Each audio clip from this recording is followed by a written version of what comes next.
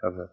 네, 안녕하십니까. 반갑습니다. 제가 오늘 감기가 들어서 목소리가 좀 시원치 않습니다. 근데 오늘 저장 세 번째 강의인데, 오늘은 대해종고 스님이 증시랑에게 보내는 편지가 있는데, 두 번째하고 세 번째에 보내는 편지 내용인데 굉장히 중요한 얘기를 많이 하고 있습니다. 우리가 전에 제가 그 강의를 시작할 때마다 우리 책을 볼 때는 현재 진행형으로 항상 시점은, 그리고 내가 주인공이 되어서 그게 등장인물인 것처럼 생각을 하라고 이제 그런 말씀을 자주 드리는데, 요즘 우리 각자가 수행을 하면서 실제 대종고 스님이 지적하고 있는 저런 부분이 바로 나에게 해당되지 않는가라고 생각을 하면서 한번 이거를 보면, 오늘 내용을 보면 수행을 잘못하고 있는 것에 대해서 굉장히 대종고 선사가 신랄하게 비판을 하는 내용을 많이 담고 있습니다.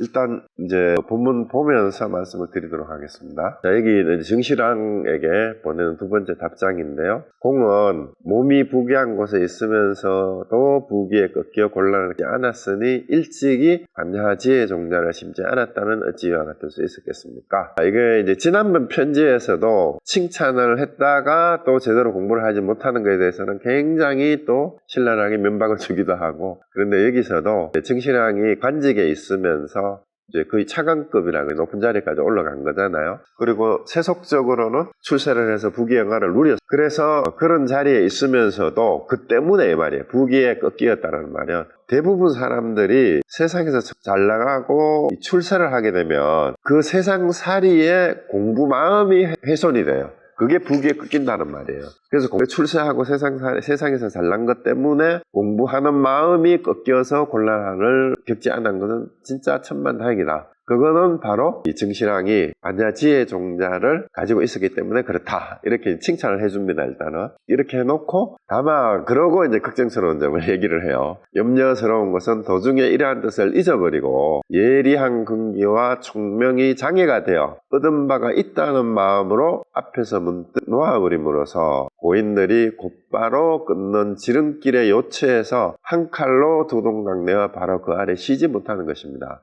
칭찬을 해놨어요. 그래서 높은 관직에 오르고 은퇴할 때까지 나이도 이미 많이 들었는데도 그 발언한 마음을 지난번 편지에서 그랬잖아요. 잊어버린 적이 없다, 이렇게 얘기를 했으니까 그 반야지의 종지가 있어서 그런데도 불구하고 염려스러운 건, 걱정되는 거니 말이에요. 그래서 세상에서 높은 벼슬을 이룰 때까지 예리하고 총명하고 잘났단 말입니다. 그런데 그 잘난 것 때문에, 총명한 것 때문에 뭐예요? 마음 앞에서 그런 마음으로 눈앞에 면전에 깨달을 수 있는 기회가 왔다 이 말이에요.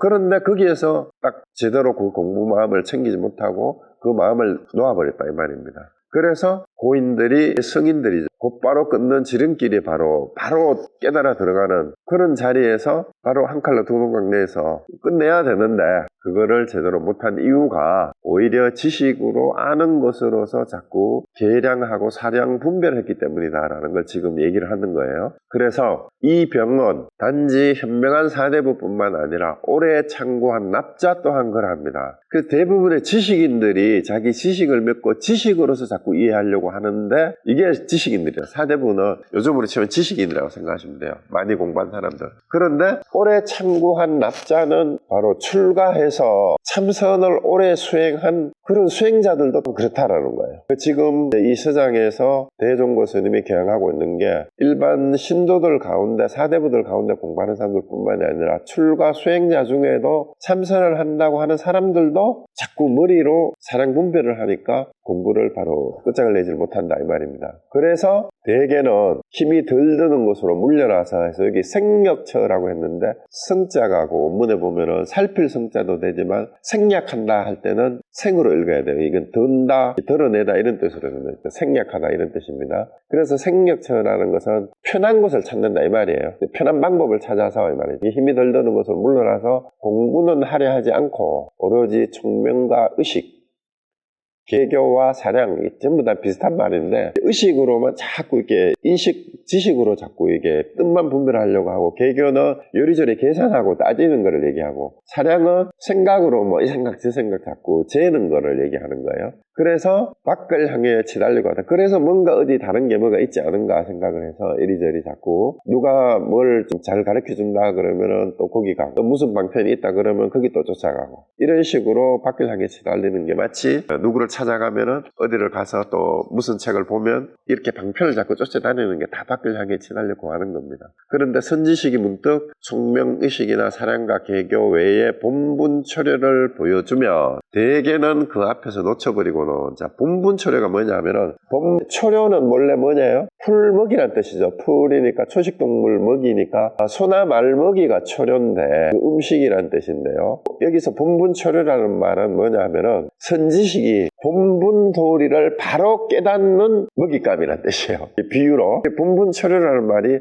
올바른 바른 가르침, 정국, 활구 이런 뜻으로 이해하시면 돼요. 그래서 제대로 깨닫는 가르침, 방편, 이게 초려라는 뜻입니다. 그래서 본분초려를 보여주면 대개는 그 앞에서 놓쳐버리고는, 그러니까 그 자리에서 문제를 내주면 그 자리에서 그거를 바로 집어먹고 소화를 시켜야 되는데, 그거는 밀어놓고는 놓쳐버리고는 예로부터 주워들은 거 있잖아. 고덕들이, 큰 스님들이 아니면 큰 선들이 사람들에게 주는 진실한 법이 있는데 저주의 방아착이나 업문의 수미상과 같은 것들이 바로 이것이다 라고들 말합니다. 이게 너무 웃기는 말이죠. 이제 지난번 첫 번째 편지에서 오너극근선사로부터 조제의 방아착이나 업문의 수미상 하두를 그량해서 참고를 하라는 얘기를 들었다라는 거예요. 근데 이 얘기가 뭐하고 똑같냐면, 그래서 옛날 스님들이 옛날부터 깨닫는 법 가운데 조제의 방아책이나 업문의 수무상 같은 게 있다고 하잖냐. 그래, 그게 그런 거야. 그 지금 여러분 뭐하고 똑같아요? 성철 스님이 사는 산 무리라고 했잖아. 그런 걸 알면 되지. 조주무자라는 하두가 있는데 그거 다 알아요. 계획의 불성이 있느냐 하니까 무라고 했는데, 조주무자 같은 거 왜 있잖아. 그 다음에 앞에 잣나무라는 이런 말이 있잖아. 그런 게 다 옛날 큰 스님들이 이게 깨닫는 법이래. 이런 건 주워드는 게 많아. 여러분들 다 알죠? 이런 하두가 있다는 거는 공부 좀 한다는 사람들은 아마 다 들었다 이 말입니다. 이게 그 얘기예요. 근데 그런 하두를 들었으면 그걸 내줬잖아. 그 어떤 이 신도분들은 어떤 보살님 어느 큰 스님 찾아갔더니 하두를 줬대. 하두를 받아왔대요. 하두를 어떻게 받아왔냐 하니까 북글씨를 써서 줬다는 거야. 그 시신마야. 저기도 액자가 여기 있었고, 그래서 그 스님이 옛날에 구산스님을 뵀는데 하두를 받았대. 무슨 하두를, 시신마 하두를 받았대요. 그래서 그걸 북글씨로 써줬는데 그걸 액자로 해가지고 하두 받아와서 액자로 만들어서 벽에 걸어냈어요. 근데 시신마 하는 이목구 하는 거를 그 앞에서 답을 하려는 거는 놓쳐버리고, 야, 이거 내가 큰 스님한테 받은 하두야 이러면서 큰 스님들이 주는 하두다 이러면서 자랑하고 있다 이 말입니다. 여러분 그런 하두 많이 받아 있죠? 큰 스님들이 써주신 거 반복기일 하두도 받아가지고 다 액자해가지고 걸어놓고. 그런데 그 하나가 돌아가는 것이 어디냐? 이걸 답해보라면 하두를 내줄 때 그거를 받아와서 액자해놓고 걸어놓는 게 아니라 그 자리에서 끝장을 내야지. 하나 만폭기일 하두를 받았으면 하나가 어디로 돌아갑니다 하고 그 자리에서 하두를 내주는 사람한테 답을 하고, 거기에서 맞든 틀리든 왜 틀리냐 하고 왜 아니냐 하고 달려들어서 뭘로 쳤는지를 그 자리에서 가르침을 받아야 되는데, 그게 뭐예요? 본분초려를 보여주면, 그 하두를 주면 이 말이에요. 그 앞에서는 대답도 못 해놓고 놓쳐버리고는 옛날부터 큰 스님들이 사람들을 가르칠 때 이런 하두를 주는 거야. 그게 유명한 온문의 수미산이나 조지의 방아책 같은 하두라고 하거든? 이런 거는 주워 들었다 이 말이야. 그러니까 지금 지난번 편지에 바로 정실왕이 그랬잖아요. 옛날에 원호근 스님이 대해종구 스님 스승이잖아요. 저를 만났는데 그때 수미산하고 방아착을 같이 참고하라는 얘기를 내가 들었습니다. 이런 얘기만 하고 있다 이 말이야. 그 답을 하려는 생각은 안 하고. 그래서 여러분들도 제가 지난 시간에 그랬죠. 지금 오늘 강의를 들으시면 이 화두를 답을 하세요. 답을 바로 이 자리에서. 지난 2주 동안에 한 두세 분이 답을 해오신 분이 있어요.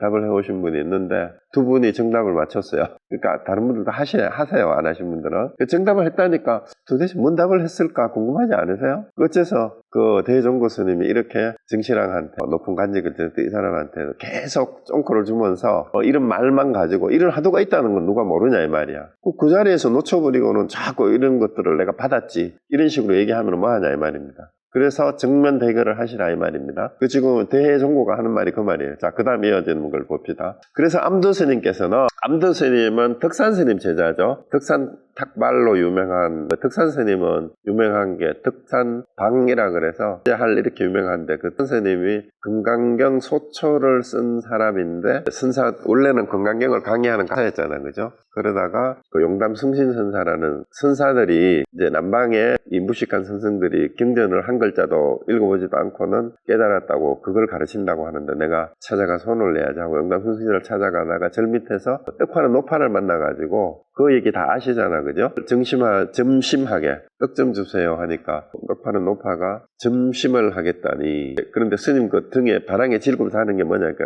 자기가 쓴 금강경 소초라 그러니까 금강경 해설서다 하니까 그렇다면 내가 질문이 있는데 이게 답을 하면 떡을 드릴 텐데 공양을 할 텐데 답을 못하면 떡을 팔지 않겠다 그럽니다. 그 뭐냐 하니까 금강경에 과거심 불가득 현재심 불가득 미래심 불가심이라 했는데 어느 마음에 점을 찍으려고 하시오. 그게 점심이잖아요, 그죠? 점심. 그 말에 대답을 못해가지고 떡을 얻지 못했다는 그 스님이 바로 덕산이에요. 나중에 그 뒤로 이제 떡은 얻지 못하고 용담승신선사를 찾아가서 바로 깨달아요. 깨닫고 나서 조실이 됐는데 그 밑에 있었던 스님들이 암도 스님, 설봉 스님 같은 분이 있어요. 그 덕산 스님 제자입니다. 이 암도 스님이 경계를 물리치는 것이 으뜸이고 경계를 쫓는 것은 좋지 못하다, 옳지 못하다 하였으며 또 근본 종지는 반드시 응구를 알아야 되는데 어떤 것이 응구인가? 그러니까 근본되는 가르침의 뜻을 알려면 반드시 그것이 또 정구를 알아야 된다 이 말이에요. 여기서 말하는 거 할구라고 생각하시면 돼요. 그 가나선에서 대답해보라 하는 답이 바로 할구예요. 그 응구예요. 올바른 말, 답.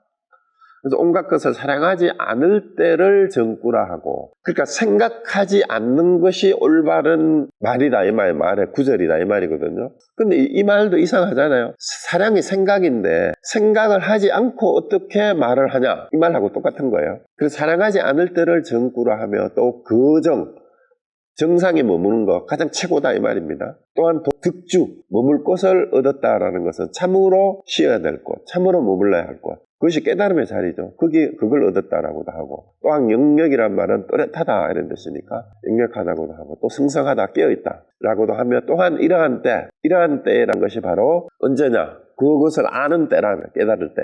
이거는 전부 할고 올바른 깨달음의 말 이런 걸 비유하는 말일 뿐이다 라는 겁니다. 이렇게 말을 한다 이 말입니다. 그래서 이러한 때라야 모든 시비를 똑같이 부숴버리니 옳다 그러다라는 걸 다 부순다 이 말이에요. 이렇다고 하면 곧 이렇지 않게 되는 것입니다. 옳은 엉구도 깎아버리고 그른 엉구도 깎아버려서 마치 한 덩어리 불과 같아서 닿기만 하면 곧 태워버리니 어디에 기댈 곳이 있겠습니까? 그래서 여기는 옳다 그러다 하는 모든 시비와 분별 사랑을 다 타파해버리고 이 말입니다. 그러니까 어디 의지할 곳이 따로 없다 이 말입니다. 그래서 지금의 사대부들은, 지금 지식인들이 대개가 사량과 개개어로 은신처를 삼고 이러한 말을 들으면 곧 공에 떨어진 것 아닙니까? 거꾸로 이런 말을 하면은 이제 뭐예요? 일체 옳고 그런 것도 다 떠나고 이런 것들을 다 떠난다 이러니까 그거는 공에 떨어진 거 아닙니까? 이런 식으로 또 지식을 가지고 추측해서 거꾸로 반문을 한다 이 말입니다. 이러니 비유컨대 배가 뒤집히기도 전에 먼저 물에 뛰어드는 것 같아서 이것은 심히 불쌍하고 흔합니다. 그래서 이 대종고 스님이 이런 지식인들에 대해서 굉장한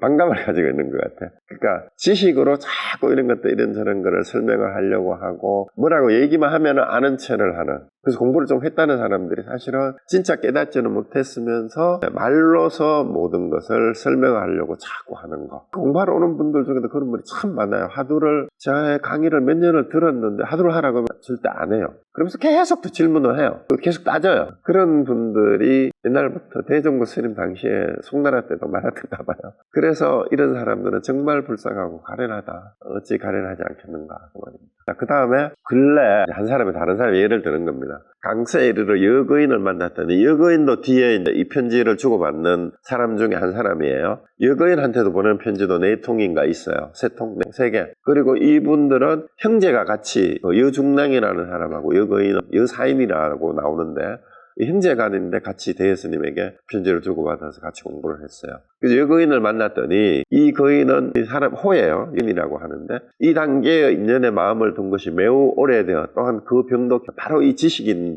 사람들 가운데 이런 병이 깊은 사람 중에 하나가 유사인이라는 사람이에요. 그가 어찌 총명하지 않으려면 내가 일찍이 그에게 묻기를 그대가 공에 떨어질 것을 두려워하는데 두려움을 아는 놈은 공한가 공하지 않은가 한번 말해보쇼 하니 그가 머뭇거리며 생각하여 계계로 대답하려 하기야 그때 곧 한번 악 하고 하를 했더니 지금까지도 망연자실하여 단서를 찾지 못하고 있습니다. 이거예요. 그래서 유사인이라는 사람도 자꾸 이제 앞에서 얘기했던 그런 설명을 쭉 해주면 화두를 들었으면 화두를 바로 끝장을 내야지 그거를 가지고 자꾸 이렇게 상분별하면 안 됩니다. 그러니까 그거는 이 말을 떠나 있다. 옳은 것도 떠나고 그런 것도 떠난다 이러니까 그거는 공을 그렇게 얘기하고 공에 떨어진 거 아닙니까? 이런 식으로 얘기를 하기에 그대가 공에 떨어질 것을 두려워하는데 자 두려움을 아는 놈은 공한가 공하지 않은가 한번 말해보라. 그리고 공에 떨어질까 두려워한다는데 여기서 제가 보내준 교재는 두려움을 아는 것이라고 했는데 놈으로 고치세요. 아침 읽어보니까 놈으로 해야 돼. 뭐 공에 떨어질까 두려워한다라는데 그 두려워하는 그 놈이 두려워하는 그 놈이 누구냐 이 말이야. 그러니까 두려움을 아는 그 놈은 그 두렵다라는 것도 공한 건지 두렵다라는 것을 아는 그 놈도 공한 건지를 알아야 돼요. 여기 답을 해보세요. 여러분도 공에 떨어질까 두렵다라고 얘기를 하는데 그 공에 떨어질까 두려워하는 것을 아는 그 놈은 공한가 공하지 않은가 이렇게 한번 답해보라. 이러니까 뭘 또 지식을 가지고 뭐라고 하려고 하길래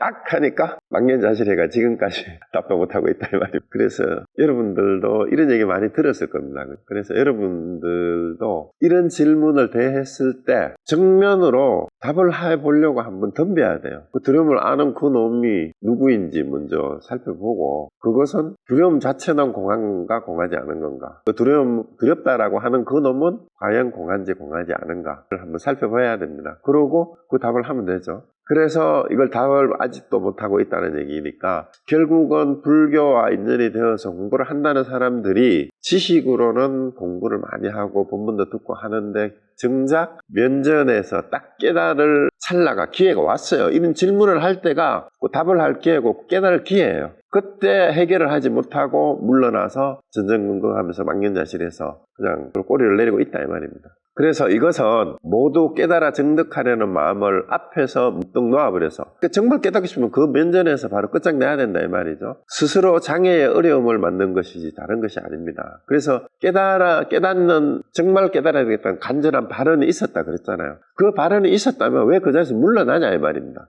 거기서 끝장을 내야지. 그래서 스스로의 장애의 어려움을 만든 게 다른 게 아니다. 그래서 결국은 물러나는 게 그게 장애예요. 정면 돌파를 못하고. 그래서 공께서 정신왕보가 하는 말이지 시험 삼아 이렇게 공부하기를 일월심을 하며 정말로 깨달으려고 날이 가고 달이 가더라도 정말 그 마음을 놓치지 않고 참고를 하게 되면 자연히 빈틈없이 맷돌이 들어맞게 될 것입니다 하고 딱 언젠가는 똑 부러지게 그 할구가 드러날 때가 있을 것이다 이 말입니다. 만약 마음으로 깨닫기를 기다리며 마음으로 시제기를 기다린다면 그러니까 언젠가 깨겠지. 언젠가 이 마음이 번뇌망상의 온갖 사량 분별이 자꾸 생각이 일어나는 게 하다가 보면 쉬겠지 이런 마음으로 쉬어지기를 기다린다면 지금부터 참고하여 미륵불이 하생할 때까지 해도 깨달을 수 없을 것이요 또한 쉬어지지도 않을 것이며 점점 미혹하고 번뇌만 더해질 뿐입니다. 자, 이 얘기가 화두를 받았으면 정말 끝장을 내려고 전심전력을 해서 덤벼야지 언젠가 되겠지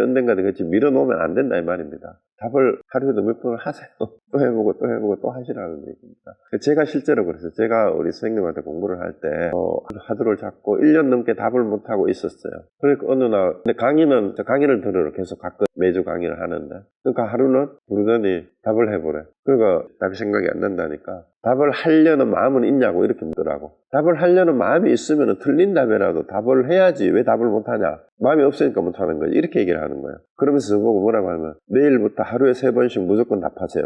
틀려도. 그러니까 답이 나오더라고.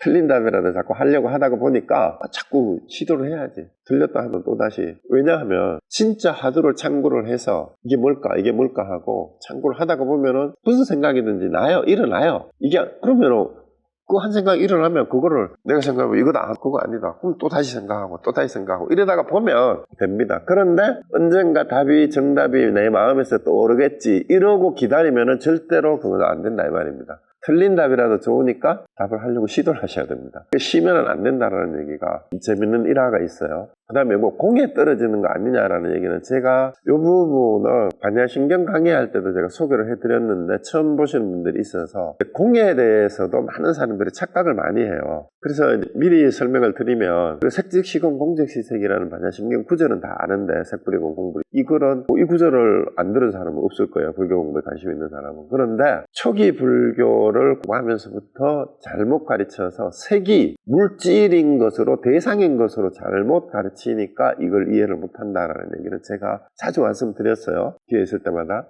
근데 색은 뭐가 색이냐? 물질이나 대상이 아니에요. 그럼 뭐가 색이냐? 전에 비유했듯이 카메라를 통해서 비춰지는 어떤 피사체가 물질이 대상에 있잖아요. 근데 카메라 렌즈를 통해서 영사막에 맺히잖아. 근데 그것처럼 우리 눈을 통해서 어떤 물질이나 물질적 대상의 형상이 우리 눈으로 들어와 가지고 우리 눈의 망막에 맺힌 것을 내가 인식을 하잖아요. 그 인식한 이미지, 우리의 인식이에요. 인식. 그게 색이란 말이에요. 그리고 똑같은 걸 보고도 각자 다르게 보잖아. 그러면은 그 색은 실체가 없는 거다라는 의미가 색즉시공이라는 뜻이에요. 모든 게 다 그래요. 그런데 이거를 공이라고 얘기를 하니까 공을 잘못 이해하니까 자꾸 엉뚱하게 공을 추상적으로 자꾸 이해를 하려고 하는 데에서 공에 떨어진다라는 얘기가 나오는 거예요. 낙공이란 말. 그래서 이게 현수국장 스님은 함정의 3조죠. 그 중국에 이분이 반야신경 약소라는 반야신경 주석서에 색즉시공 공적시색 색불이공 공불이색을 해설하면서 이런 말씀을 했어요. 공난이보살은 공의 뜻을 어려워하는 사람이에요. 공을 어지럽게 이해하는 사람이라는 뜻이에요. 무슨 보살이 따로 있는 게 아니라 여러분들처럼 공을 제대로 이해하지 못하는 사람들은 이만 세 가지 의심을 갖고 있다. 첫 번째 의심은 공이 색과 다르다는 것이다. 이게 뭐예요? 공이 색과 다르다라고 얘기하는 건데 색 외에 공을 취한 것이다. 그러니까 색 말고 별도로 색밖에 공이 따로 있다라고 생각하는 거예요. 색을 떠나서 이에 색불이 이 공을 밝혀 그 의심을 자른다. 두 번째 의심은 공이란 색을 없앤다는 것이 단멸공을 취한 것이다. 그 색을 다 없애는 게 공이라고 생각하는 거예요. 색이 다 없어지면 이제 색즉시공은 단멸공이 아님을 밝혀 그 의심을 달는다. 세 번째 의심은 공이 물질이라는 것이니 공을 유라고 취한 것이다. 그러니까 어떤 물질의 어떤 상태를 생각하는 거죠. 이제 공적시색을 우러서 공으로서 공을 취할 수 없음을 밝혀 의심을 달라낸다. 세 가지 의심이 이미 그치면 진공은 저절로 나타난다. 이렇게 설명했는데 이걸 잘 음미해 보세요. 근데 색의 공이라는 말, 색을 떠나 공이 따로 있다는 경우 단멸공은 색을 다 없애면 멸하면은 그게 공이다라고 생각하고 이거하고 비슷한 게 석공이나 색석공이라는 말도 써요. 쪼개고 물질을 쪼개면은 그게 아무것도 없어지니까 분자, 원자보다 더 작게 그걸 더 없애면 그래서 모든 물질은 현미경으로 확대해보면 다 비었다 하고 뭐 이런 식으로 보는 이런 견해 등등이 공을 설명하는 사람 이런 사람이 있어요. 실제로 물치공은 공이 물질이 어떤 상태라거나 물질적 입장하고 이런데 최근에는 양자역학이나 소립자 물리학을 가져와가지고 공을 설명하는 사람도 단멸공하고 물치공의 오류를 취하는 거하고 똑같아요. 물질의 어떤 상태를 말하는 게 아니에요. 소립자 물리학, 양자역학은 물질적 대상이 빛이 입자냐 파동이냐 물질이 고정된 상태가 아니다. 소립자에 들어가면 그 얘기거든요. 근데 불교에서 말하는 공은 물질적 대상에 대한 얘기가 아니에요. 우리의 인식에 대한 것이지. 물론 양자역학과 연결되는 지점은 우리 관찰자의 인식이 의식이 대상에 관찰하는 대상에 영향을 미친다라는 점에서 뭔가 이제 인식하고 연결되는 부분은 있어요. 그리고 과학이 틀렸다는 얘기가 아니라 과학은 물질적 대상이나 인간의 의식을 나름대로 관찰을 해오고 그 규명을 해오는 거는 계속해서 이제 해가고 있고 이제 어떻게 될지는 모르는 어쨌든 공에 대한 설명은 그런 것으로 설명해서 될 게 아니다라는 그런 얘기입니다. 그래서 이 부분 참고로 한번 하시고 그 다음에 이어지는 편지 글입니다. 이건 제가 삽입한 거고요. 공에 대해서 그 다음에 평전하상이라는 분은 이제 백장 스님의 제자인데요. 신령스러운 빛은 어둡지 않아 망고에 훌륭한 이치이니 그 신령스러운 빛이 뭘까요? 그 깨달음의 빛이라는 뜻이에요. 신광이라는 뜻은. 그러니까 이 문에 들어오려면 그 깨달음에 들어오면 이 말이에요. 신령스러운 빛을 깨달음을 신광에 비유를 했습니다.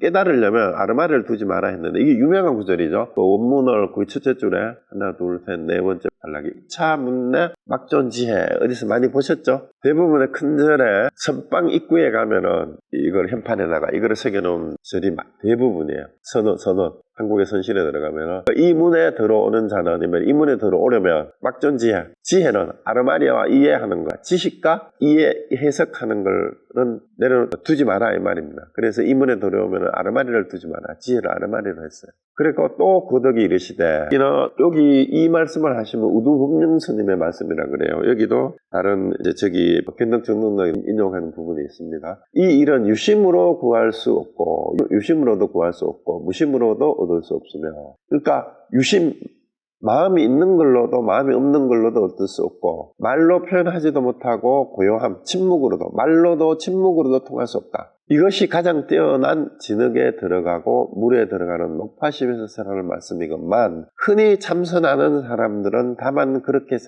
생각만 하고 지나쳐, 그냥 생각만 그렇게 하고 이거를 제대로 간파해서 듣지 못하고 이걸 지나친다 이 말이에요. 특별히 이것이 어떤 노래인지 자세히 살피지 않습니다 이 말인데요, 이게 유심으로도 안 되고 무심으로도 안 된다라는 얘기는 뭐냐면, 무로도 안 되고 유로도 안 돼. 유무중도를 떠나야 돼. 무중도라는 말을 하죠. 유도 떠나고 무도 떠나야 된다 그 얘기고, 말을 해도 안 되고 가만히 있어도 안 된다 이 얘기잖아요. 이게 유명한 하도 중에 그런 하도가 있잖아요. 망공스님하고 영남스님 사이에서 주고받았던 그 근사가 망공스님한테 어묵동정을 여의고 한마디 일러보라 이런 하도가 있어요. 어묵동정, 말하는 것과 침묵하는 것, 움직이는 것과 가만히 있는 걸 떠나서 한마디 일러보라 이러니까 이런 얘기를 법담을 했는데, 해암스님이 이런 법담이 있었다는 얘기를 듣고 정강스님한테 이거를 거량을 했어요. 그 근사가 망공스님한테 어묵동정을 여의고 한마디 일러보라고 했었는데, 정강스님은 여기에 뭐라고 답을 하겠어요? 이러니까 정강스님이 뭐라고 했냐면, 어묵동정을 떠나서 무엇을 이르란 말이요? 이렇게 대답을 했어.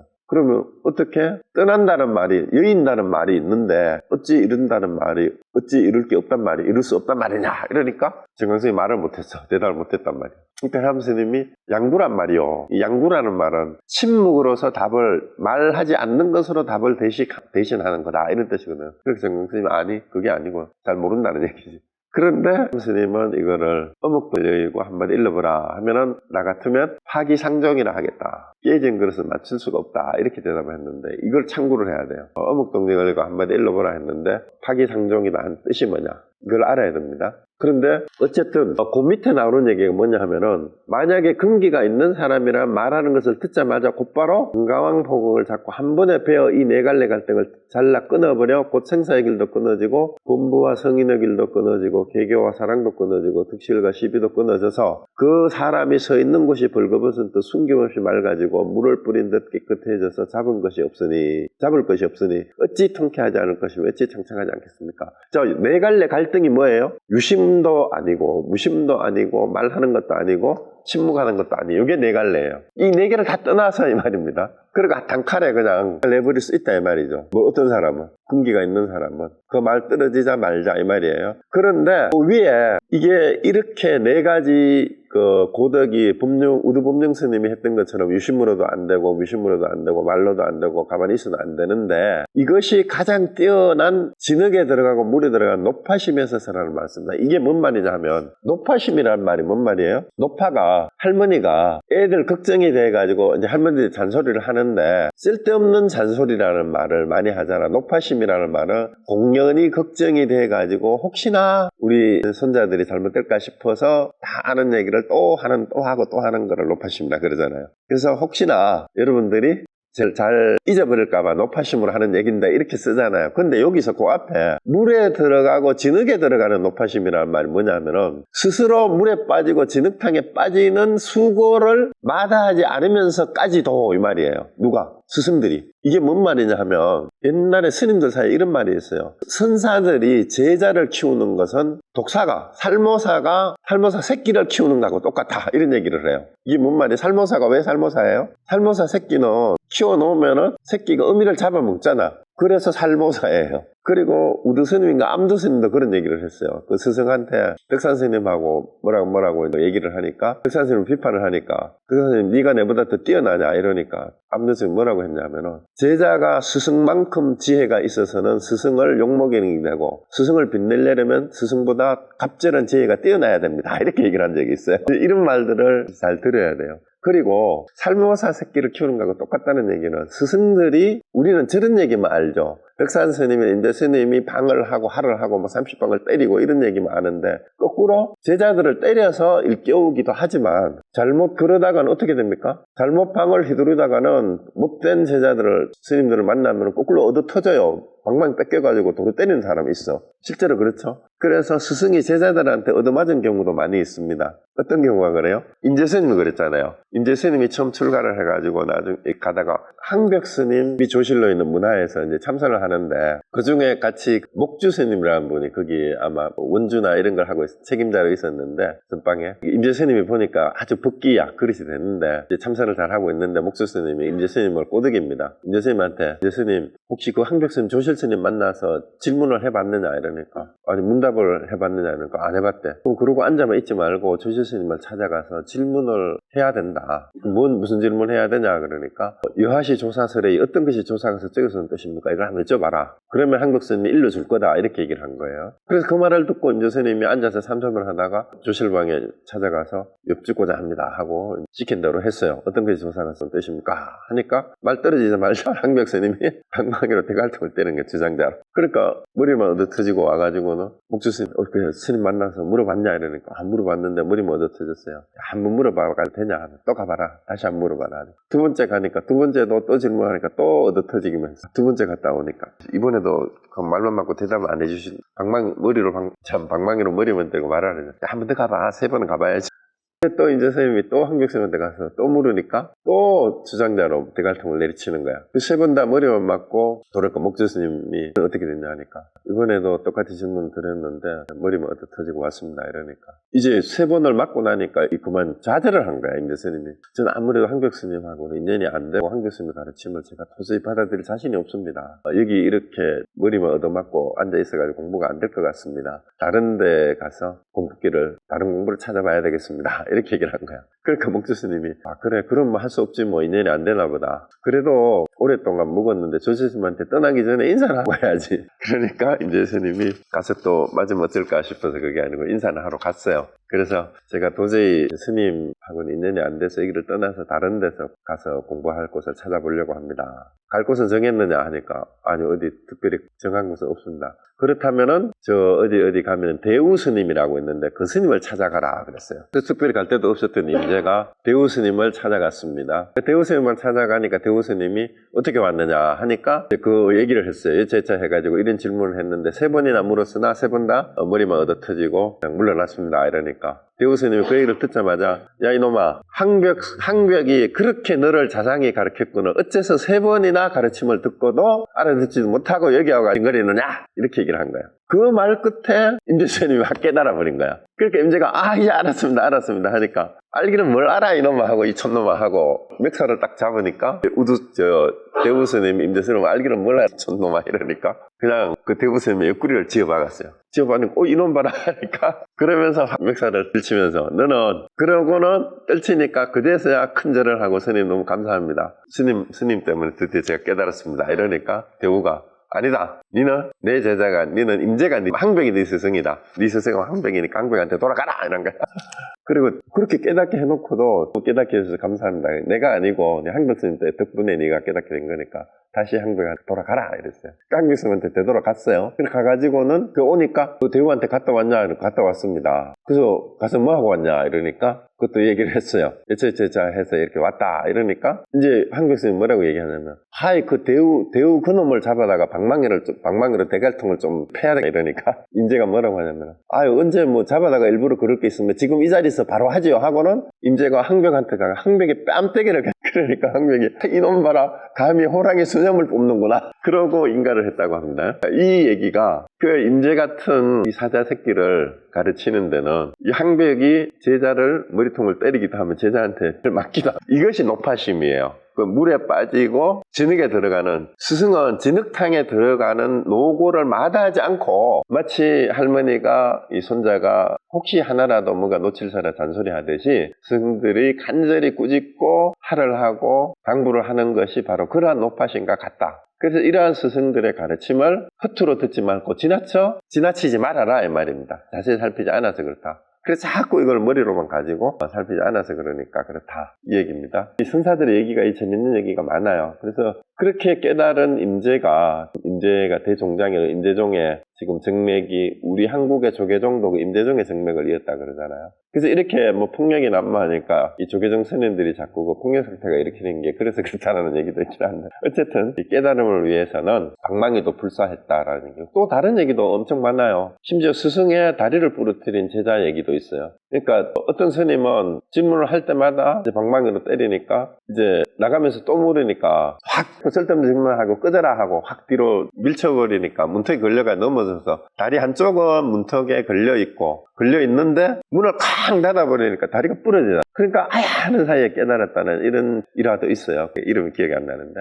근데 반대로 스승의 다리를 부러뜨린 얘기가 뭐냐면은 마조 스님의 다리를 수레로 치어가지고 부러뜨린 등운봉이라는 제자가 스님이 있어요. 그러니까 등운봉 스님하고 마조 스님이 같이 살았는데, 마조 스님 조실로 있는데, 마조 스님이 여름 밖에서 큰 느티나무 밑에 기대가지고 다리를 쭉 뻗어 앉아가 쉬고 있었는데, 등운봉이라는 스님이 산에 가가지고 나무를 한가득 해가지고 땔감 나무 해가지고 그 손수레에다가 싣고 비탈길을 막 내려오는데, 그 길 옆에 느티나무 옆에 마조 스님이 누워가지고 탁 기대가지고 다리를 쭉 뻗치고 있는데 길이 좁아가지고 피해가기가 힘들어. 그래가지고 그 다음에 내리막길이라서 이 손수레를 문충들어가 스님 저기 수레 지나가게 다리 좀 치워주십시오 이러니까 마조 스님이 한 번 뻗은 다리는 거둘 수가 없다 이러고 안 치우니까 등운봉이 한 번 가던 수레는 멈출 수 없습니다 하고 그냥 수레로 다리를 치워버려가지고 마조 스님 다리가 부러져. 그러니까 근데 등운봉 스님은 그냥 수레를 끌고 본절로 가버렸어요. 그러니까 그때 마조 스님이 부러진 다리를 쩔뚝쩔뚝 거리면서 와가지고는 곳간에 가가지고 도끼를 들고 나와가지고는 대중들 집합시켜요. 이놈들 여기 방금 내 다리 치고 다리 부러뜨린 놈 이리 나와 하고 도끼를 들고 이리 나와 하니까 등운봉이 앞으로 나가서 고개를 쑥 내밀었습니다. 그러니까 그런 상황이 한번 생각해 보세요. 내 다리 친 놈 이리 나와 하고 도끼 들고 막 기세 등등하고 죽일 기세로 오는데 등운봉이 앞으로 나가서 목을 쑥 내밀었습니다. 그러니까 마조가 도끼를 내려놓고 자기 방으로 그냥 들어갔대요. 여기에서 이 화두는 어떤 화두냐 하면 바로 등운봉이 마조 스님이 도끼를 들고 내 다리를 부러뜨린 놈 이리 나와 했을 때 등운봉이 고개를 앞으로 쑥 내민 이유가 뭐냐 이걸 알아야 돼요. 그걸 알면 마조가 왜 도끼를 내려놓고 자기 방으로 가버릴 수밖에 없는가 하는 걸 알게 됩니다. 그래서 이런 것처럼 이런 화두에 얽힌 선사들의 얘기는 이 노파심이라고 하기에는 정말로 별하별 설화도 일화들이 굉장히 많습니다. 어쨌든 이렇게 온몸을 바쳐서 제자들에게 깨우쳐 주려고 하는 게 바로 이 스승들의 노파심이다. 그 얘기를 하는 겁니다. 자, 그 다음에 보지 못했습니까? 옛날에 광계하상이 처음 임재선사를 참여했을 때 임재선사가 그가 오는 것을 보고 법상에서 내려와 갑자기 멱살을 잡으니 광계하상이 곧 알았습니다 하니 임재선사가 그가 이미 깨달았음을 아시고 들춰내고는 다시 말로서 그와 따지지 않았다고 합니다. 자, 이것도 잘 보시면 돼요. 임재가 그 광계하상이 찾아와서 참례를, 보통 선사들이 조실스님을 찾아서 참례를 하는 거는 그냥 인사를 하러 가는 거 아니에요. 우리 큰 스님 찾아뵙고 친견을 했다 뭐 이런 말을 하는데, 그 큰 스님들을, 특히 조실스님, 방장스님을 찾아뵙고 참례하는 거는 인사하러 가는 거 아닙니다. 참구했던 공부를 확인하고 물으러 가는 거예요. 답을 하러 가는 거고 질문을 하러 가는 겁니다. 그러니까 참여를 한다는 건 이미 공부한 것을 점검하러 오는 거하고 똑같은 거예요. 공부를 어떻게 하면 좋습니까? 아니면은 질문을 하거나 답을 하러 오는 거거든요. 그게 참여예요. 그래서 조실스님, 방장스님 함부로 찾아가는 거 아니고 아무나 만나주지 않은 이유도 그 때문이에요. 큰 스님을. 그래서 성철 스님이 3000배 하는 사람만 만나준다는 얘기도 진짜 3000배를 하고라도 간절하게 내가 만나서 질문을 할게 들을 얘기가 있는 사람만 오라 이 말이에요. 쓸데없이 내가 큰 스님 만나봤는데 뭐 이런 얘기 하려는 사람은 오지 마라 이 말이에요. 그래서 참여하러 왔다는 건 바로 그런 의미입니다. 그래서 오는 것을 보고 이미 어떤 것이 부처냐, 어떤 것이 불법입니까? 이런 걸 물으러 온 걸 안 거야, 그죠? 조사에서 적었으면 뜻이 뭡니까? 이런 걸 물으러 온 거 아니겠어요? 그러니까 멱살을 묻기도 전에 답을 가르쳐 준 거다. 멱살을 딱 잡으니까 알겠느냐? 이렇게 묻는 거하고 똑같은 거죠. 그러니까 멱살을 잡자마자 광계하상은 그 자리에 바로 깨달았어요. 알았습니다 하니까 임재가 딱 알아채고 그 뒤로는 다시는 말로 따지지 않았다. 왜냐면 더 이상 말할 게 없으니까. 어떤 게 부처냐 하니까 바로 알았으니까. 이러한 때를 당하여 관계하성이 어찌 사랑과 계계를 응대할 수 있었겠습니까? 그래서 사랑과 계계를 응대한다는 말이 뭔 말이에요? 아니 내가 큰 스님 찾아보고 질문하러 갔는데 인사하러 갔는데 왜 갑자기 멱살을 잡지? 이런 식으로 이게 도대체 무슨 뜻이지? 이런 식으로 생각하지 않았다 이 말입니다. 이게 바로 올바른 가르침이라는 걸 바로 알았다 이 말이죠. 그러니까 그 가르침을 받자마자 바로 알았다 해버린 거야. 근데 여러분이 실제로 이 일을 당했다고 생각해 보세요. 우리 종정스님을 찾아갔는데 앉으라 해놓고는 바로 주장자로 머리를 때린다든가 이 가까이 오너라 하는데 멱살 확 잡아버리면 이 가르침을 여러분은 가르침이라 하겠어요? 근데 폭력스님 물러가라 하고 이게 막 엄청 댓글을 막 올릴 거야. 고소하겠지, 그지? 고소. 그러니까 이거를 개교로 하는 게 아니다 이 말입니다. 이렇게 하는 거라. 그래서 예로부터 다행히 이러한 본보기가 있었는데도 지금 사람들은 모두가 그것으로 일을 삼지 않고 이게 진짜 그 상황에서 내가 진짜 끝내야 될 일이다. 생사대사란 말이야. 그걸 일 삼지 않고 다만 대충 하려는 마음뿐입니다. 이것도 제가 고쳤어요. 여러분한테 보내놓은 거에는 추심인데 대충 설렁설렁 하는 마음 그런 뜻인데 이게 대충 이런 말들을 그냥 에피소드로만 여기고 대충 넘어가는 마음이에요. 그래서 관계하상이 당초에 조금이라도 깨달아 정득하고 쉬어지기를 기대하는 마음이 앞에 있었다면 그러니까 잔머리를 굴리고 이랬다면 이 말입니다. 멱살 잡히고 문득 깨달았다고 말하지 못했을 것입니다. 곧 손발을 묶고 사천하를 한 바퀴 돌아다니더라도 깨달을 수 없고 실수가 없을 것입니다. 이렇게 얘기를 한 거예요. 그래서 이거를 대충 하려는 그치는 마음이라고 제가 원래 거기다 그렇게 했는데 그거 보니까 추자가 그칠다 이런 뜻도 있는데 그러니까 대강 넘어가려는 하는 그런 마음이라는 뜻이에요. 이게 진짜 제대로 참고해야 될 본래 일인데 그거를 그냥 봐 넘기는 거를 추심이라고 이렇게 해석하는 게 문맥상 그게 맞습니다. 그래서 사실 이런 예를 드는 게 몇 가지 예를 저도 따로 얘기도 하고 이게 또 대종고스님 자꾸 이런 얘기를 듣는 이유가 사실은 큰 스님들이 높아심을 마다하고 자칫 폭력 사태가 일어나고 두드려 맞을 수도 있는데도 불구하고 왜 이런 식으로 응대해서 깨우쳐 주려고 하느냐. 그래서 그게 사랑 개교로 할 수 있는 게 아니라 단칼에 끝내버릴 수 있는 그런 일들이기 그래야 되기 때문에 이렇게 한다라는 그 얘기를 지금 얘기를 하고 있는 겁니다. 그 다음에 평상시에 그러니까 늘 개교하여 깨어 맞추는 것이 바로 식정이요. 인식하고 감정이라는 뜻으로 해석합니다. 우리의 임식과 감정을 우리가 감정을 가지고 또 우리의 의식을 가지고 자꾸 이렇게 개교는 요리조리 따지고 계산을 해가지고 뭔가 이 말이 저 말이고 여기저기 인용하고 짜집기 해가지고 깨 맞추는 게 그게 인식정이거든요. 그 다음에 우리 감정적으로 또 자기한테 잘해주면 좋다 하고 조금 혼을 내면은 싫어하고 이러잖아요. 그게 식정이에요. 의식 분별하는 마음으로. 그래서 생사를 따라 흐르는 것도 식정이며 그러니까 생사 문제에 자꾸 이렇게 삶에 끄달려가는 것도 그것도 우리의 의식작용과 감정이 자꾸 이렇게 분별작용을 일으키는 거고 두려워하고 당황하는 것도 식정이건만 지금 배우는 이들은 이 병을 알지 못하고 다만 그 속에서 허우적거립니다. 허우적거린다라는 말이 한문 원문이 번역을 어떻게 할게 하나가 두출두몰이에요. 그러니까 물속에 빠진 사람이 머리를 내밀었다가 빠졌다가 오르락내리락 하는 게 그게 두출두몰이에요. 물속에서 허우적거리는 겁니다. 물속에서 빠졌다가 오르락내리락 하는 거. 그래서 이게 자꾸 인식하고 감정을 가지고 자꾸 개교하고 사랑하고 이런 것들이 병인 줄 모르고 자기들 딴에는 그걸 공부라고 생각하고 이렇게 저렇게 따지는 것을 공부라고 생각하면서 하는 짓이 물속에 빠져가지고 머리를 들어갔다가 내밀었다가 하는 거하고 똑같이 그렇게 후적거리는 거하고 똑같다 이 말입니다. 공부를 제대로 하지 못하고 있는 거다. 그 헤매는 거다 이 말입니다. 그래서 교 가운데도 이런 게 있다 이 말이에요. 교 가운데도 함경의 얘기예요. 이른바 식을 쫓아 행하면서 지혜를 따르지 않는다고 한 것입니다. 그 함경에도 이렇게 말하지 않냐 이 말입니다. 경전에도. 그래서 요거는 함경 십지품에 금강장 보살이 십지를 얘기를 하고 나서 나중에 정리를 하면서 개송을 얘기하는 가운데 나오는 말입니다.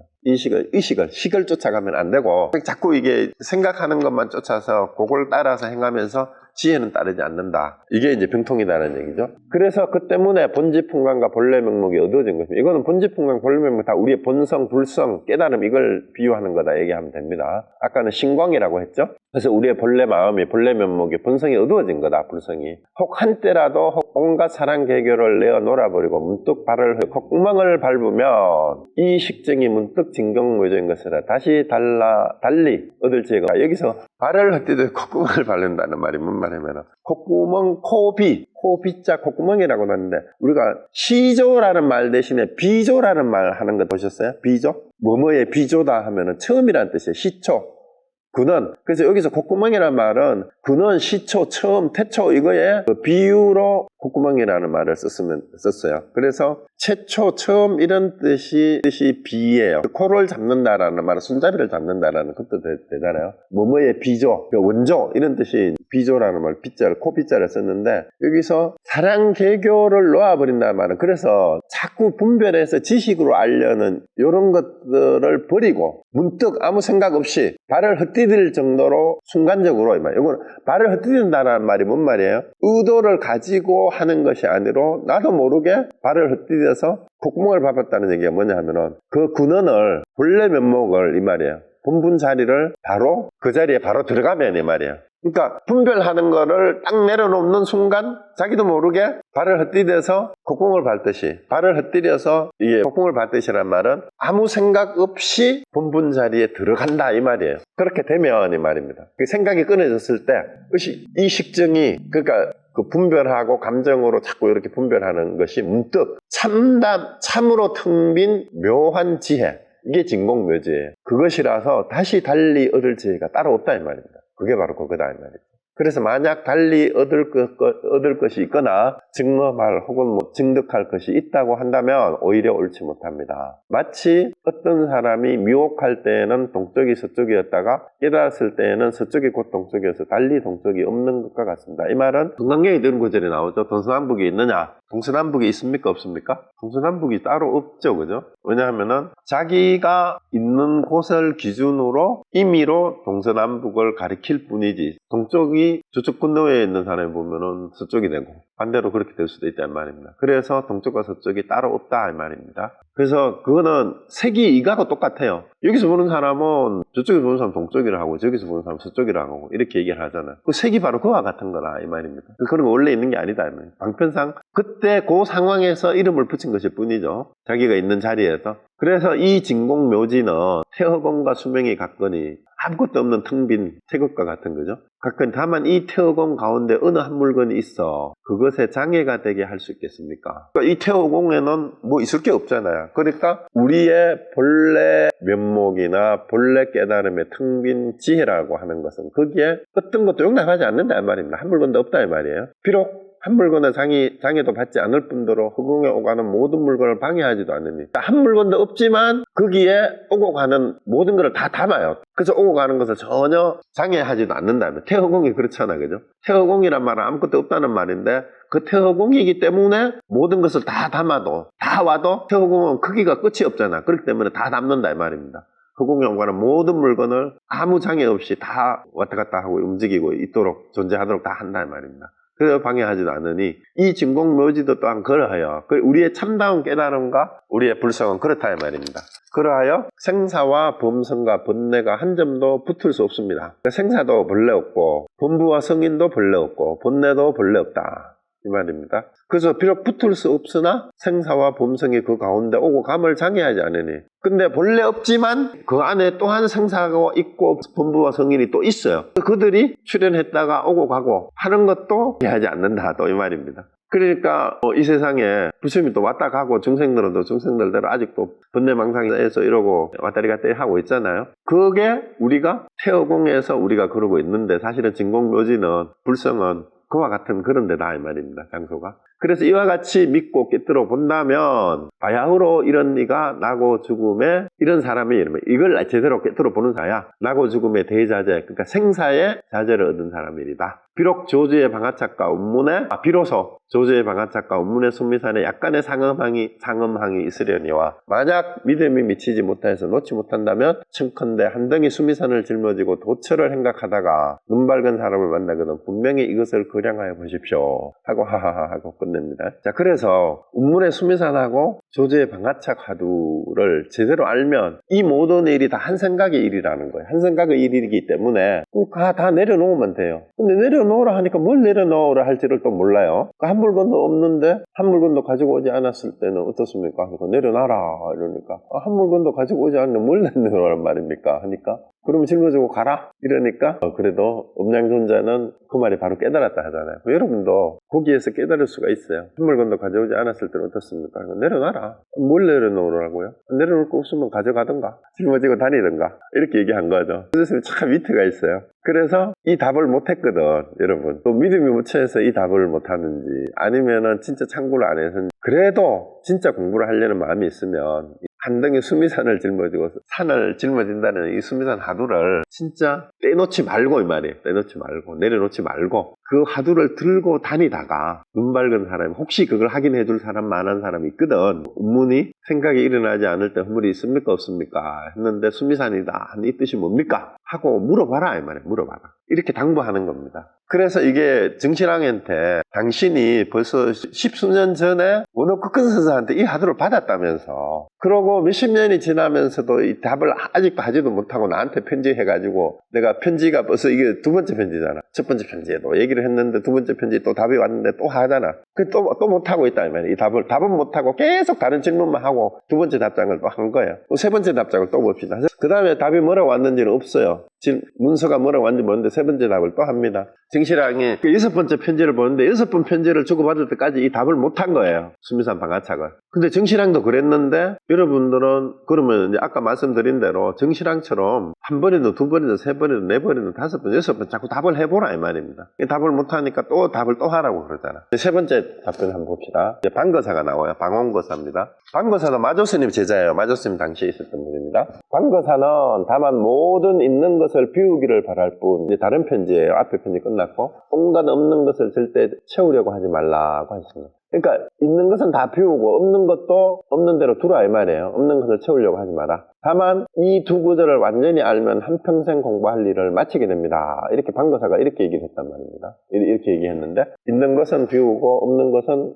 필요 없는 걸 또 뭘 가지고 오려고 채우려고 하지 말라 이 말입니다. 실자가 이게 그릇을 채우다 이런 뜻이에요. 그런 뜻이 있어요. 거기 방거사가 했는 말 가운데 반원 공제소유 그러니까 있는 바 모든 있는 것은 비우기를 원하고 이 말이죠. 그 다음에 물실 제소무라고 했다는 거예요. 일체 모든 없는 것은 채우려고 하지 마라. 물자니까 절대로 절물이라고 했어요. 그래서 요즘 한 무리에 머리 깎은 외도가 스스로 눈도 밝지 못하면서 다만 사람들에게 죽은 이리처럼 쉬고 또 쉬어라고. 자, 여기에서 요게 이제 묵조선 하는 사람들을 심지어 이게 대종고 스님과 아주 머리 깎은 외도라는 말은 머리 깎고 삭발한 출가자이지만 이건 외도하고 똑같다라고 얘기를 해요. 그래서 머리 깎은 외도라는 말은 이게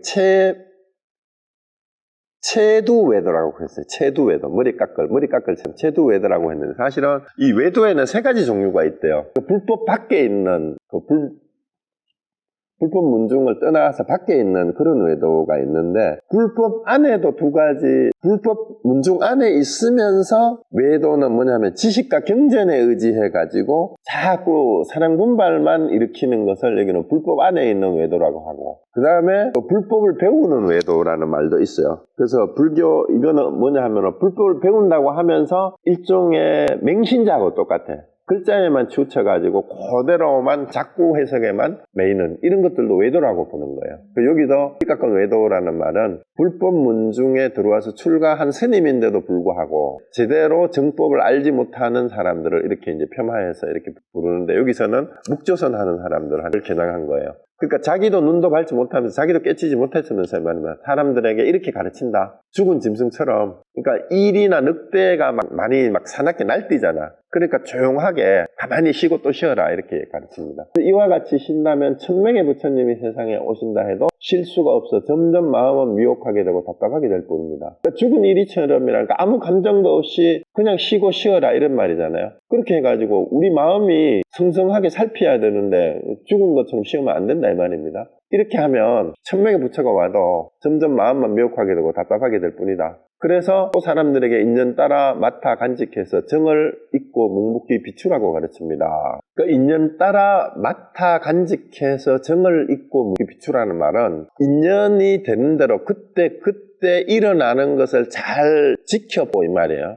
지켜보서 감정을 거기서 좋다 싫다라는 감정을 내지 말고 오직 비추어 보기만 하라 이걸 얘기하는 거예요. 특히 묵조선에서 하는 거를 지금 얘기를 하는 거예요. 그런데 비추어 오고 비추어 가며 간직해 오고 간직해 가도 점점 더욱 미혹하고 답답해져서 마칠 기약이 없을 것입니다. 이렇게 하면은 조사의 방편을 완전히 잊어버리고 사람들을 그릇되게 지시하는 것이나 사람들을 한결같이 헛된 삶을 떠돌다가 죽게 가르치는 것입니다. 그래서 여기 묵조선에서 그냥 마음을 쉬고 그냥 지켜보기만 하라라고 얘기를 하게 되면은 이거는 그냥 쓸데없이 시간을 낭비하는 일이 된다. 그리고 또 이 일에 관여하지 말고 다만 이렇게 쉬어라. 쉬게 되면 정념이 생기지 않을 것이며 이러한 때에 이르러서는 어둡거나 무지 않게 되니 곧 성성행행한 것이다 하고 가르칩니다. 이러한 것들이 곧 해로운 독인지라 사람의 눈을 멀게 하는 것이니 작은 일이 아닙니다. 큰 일입니다. 자, 이런 식으로만 정묵에 빠지게 쉬고 또 쉬고 지켜보고 고요히 지켜보라고만 가르치게 되면 이거는 사람의 눈을 멀게 하는 오히려 공부를 하는 게 아니라 허송세월을 하게 하는 독과 같은 거다. 그리고 이거 정말 큰일이다. 대종고 스님 보기에는 묵조선을 잘못하게 되면은 적정처만 찾는다라는 그런 얘기가 있어요. 고요한 데만 찾아서 실제 장소이기도 하고 자기 마음이 고요해지기만을 기다리는 거예요. 마음이 가라앉기만을. 그래서 그 마음이 가라앉게 되는 그런 상태만을 자꾸 공부하는 걸로 생각하는 거예요. 마음을 가라앉히고 쉬어야 되고 내려놔야 되고 이런 얘기를 내 마음에 어떤 생각도 일어나지 않게 되고 고요하고 고요해지기를 바라면서 그런 상태가 되는 그 자리. 이러다가 보니까 외형적으로도 이런 사람들은 자꾸 고요한 선방만 찾아. 그러니까 시끄러운 사람들이 있는 데는 그게 힘드니까 자꾸 마음을 쉬고 비우고 조용하기 좋은 장소를 찾아가가지고 마음의 고는 상태가 되기만을 기다리는 건데 이렇게 돼가지고 이거는 그런 거를 자꾸 성성영역 그런 게 성성영역이 아니다 지금 이렇게 얘기하는 겁니다. 그래서 저는 이 운문이 자기 운문함에 있었기 때문에 운문이라고 이름 붙였어요. 평소에 이런 무리를 보면 사람으로 여기에 대하지 않습니다. 사람으로 얘기지도 않는데 그 왜 그럴까요? 왜 그 스님이 이렇게 신랄하게 인간 취급도 안 한다고까지 얘기를 할까요? 사람으로 대하지도 않는다는 말은 왜 그럴까요? 대인스님 봤을 때는 그럴 만한 이유가 뭐냐면은 출가를 왜 합니까? 출가를 진짜 깨닫기 위해서 부모, 처자식을, 가족을 다 버리고 세상을 다 팽개치고 진짜 생사, 대사를 해결하기 위해서 출가를 했잖아요. 그렇게 출가한 사람들을 망치는 일이다. 그렇게 출가한 사람들. 그렇게 진짜 공부하려는 사람들은. 그러니까 이 해독이 이게 얼마나 큰일이냐 이 말입니다. 여러 사람을 망친다. 잘못 가르치면 이런 거를. 인생을 통째로 망치는 거잖아. 정말로 발언을 해가지고 발심을 해서 깨달음을 구해서 석가모니 부처님이 왕위까지도 버리고 부모 자식 다 버리고 깨달음을 얻기 위해서 오직 고행을 하고 했는데 스님들도 마찬가지 아니냐 이 말이에요. 그래서 그런 깨달음을 얻기 위해서 출가한 사람들을 잘못된 길로 인도를 한다면 깨달음이 없는 자리로 인도를 한다면 이게 진짜 큰일 아니냐 이 말입니다. 그래서 이런 무리를 보면 사람으로 여기 대하지 않는다. 이렇게까지 대놓고 욕을 하는 거죠.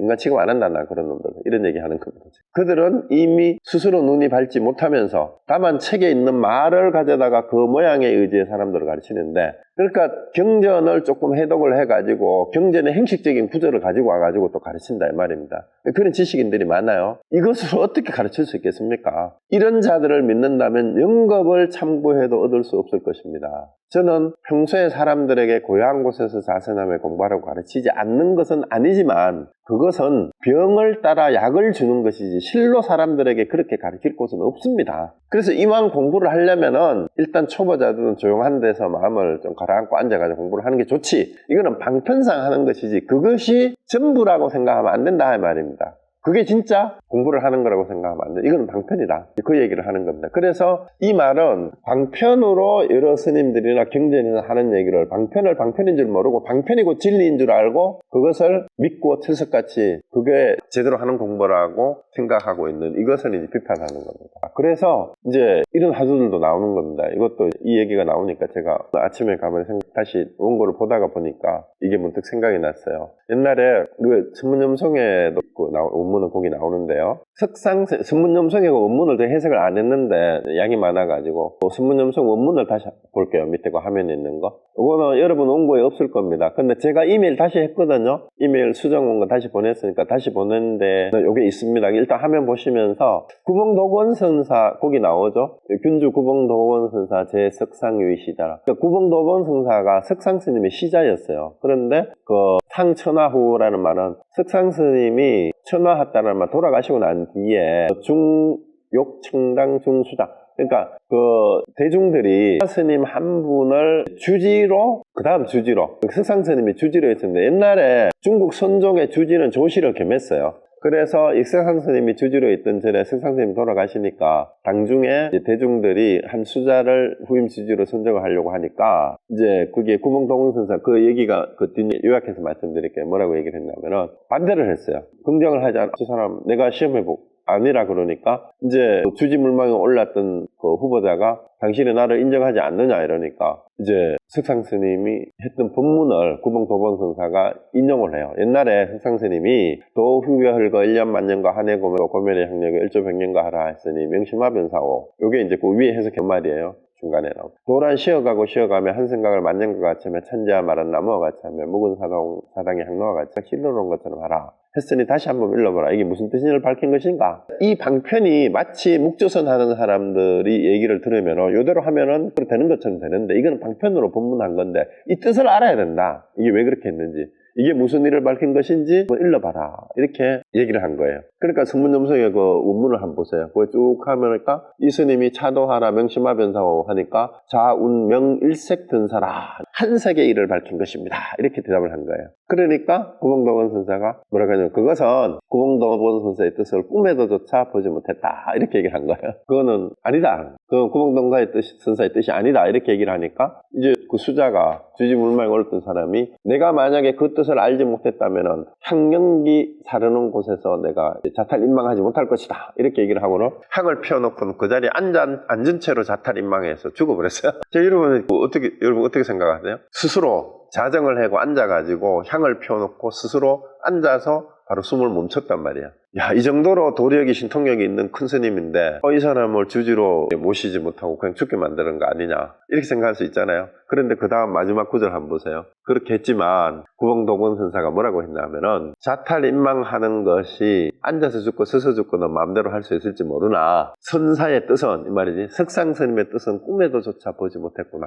그래도 인정을 하지 않는 거예요. 그래서 이런 신통력이 있다고 해서 이 뜻을 아는 것도 아니다라는 그 얘기예요. 그래서 여기 구봉도건 선사가 그 수자를 인정하지 않고 자탈인망한 자유자재로 할지 모르지만 그것이 도를 깨닫는가 하고는 관계가 없다라는 그 얘기를 하고 있는 겁니다. 그래서 뭐 소신공양을 한다고 해서 깨닫는가 하고는 아무 관계가 없다 이 말입니다. 소신공양한다니까 어떤 스님 불타 죽은 스님이 생각나는데 전혀 관계없어요 그거하고. 그래 이게 유명하던데요. 요것도 답을 해보시면 됩니다. 이것은 무슨 뜻을 밝힌 것인가 여기 답을 하시면 돼요.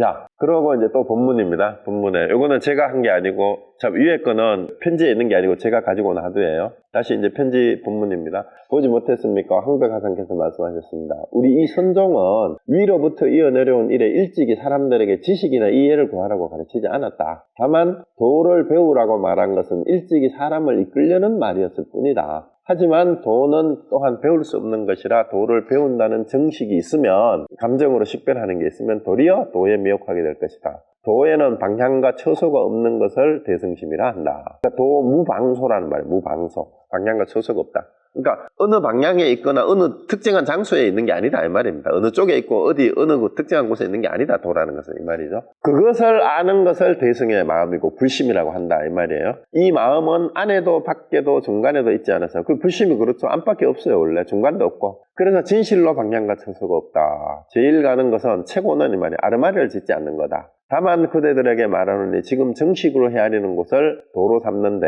그러니까 여러분 자꾸 인식작용으로 식별작용을 가지고 이제 그것을 마치 그 진리가 있는 것으로 이렇게 생각을 하는데 정식의 헤아림이 다 하면 마음의 방향과 처소도 없어진다. 그래서 그 헤아리는 마음이 분별하는 마음이 다 놀아지면 이 말이에요. 당장 갖춰서도 없어진다. 이 돈은 천진하여 본래 이름이 없다. 다만 세상 사람들이 알지 못해 정식 가운데 미혹이 있다. 그런 까닭에 여러 부처님이 나셔서 이 일을 설파하시며 그들이 알지 못할까 염려하시어 방편으로 도라는 이름을 세우신 것이니 이름을 지켜서 아르마리를 내지 말라. 그러니까 도라는 말뿐만이 아니라 깨달음이니 대승심이니 불성이니 뭐 본지풍강이니 다 똑같은 이름일 뿐이에요. 그래서 이름을 따라가면 안 된다 이 말입니다. 그래서 한백스님이 이렇게 얘기를 했지 않느냐. 그래서 앞서 말한 바대로 이제 눈먼자들이 사람들에게 잘못 가리키는 것들은 모두가 물고기의 눈으로 진주를 하는 거죠. 그 생선 눈가리를 이 진주라고 얘기하는 거하고 똑같다 이 말입니다.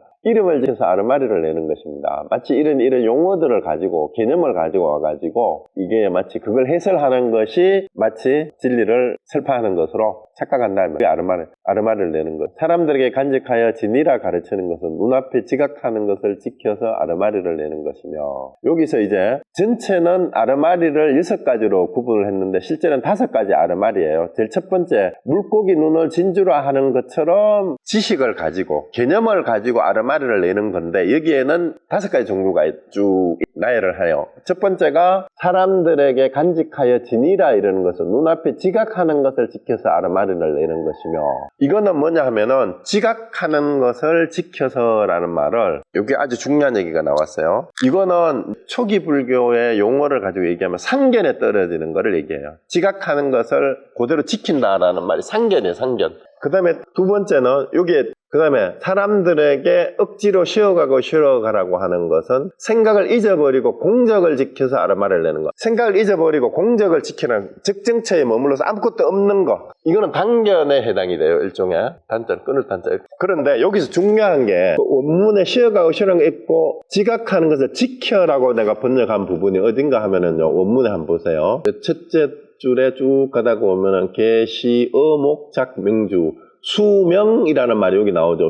수명, 이생해자. 그 다음에 교인, 관대, 차시, 수, 목전, 감각, 이생해자. 여기서 숫자가 나왔는데요. 요 상견과 상견은 지킬 숫자 이게 아주 중요하는데 지금 위파사나 하는 분들이 요 오해하지 않도록 조심해야 됩니다. 지킬 숫자가 뭐를 이렇게 번역을 했을까 하면 지금 문맥상 전체적으로 봤을 때 위파사나를 하는 사람들이 이게 사마타를 한다라고 하잖아요.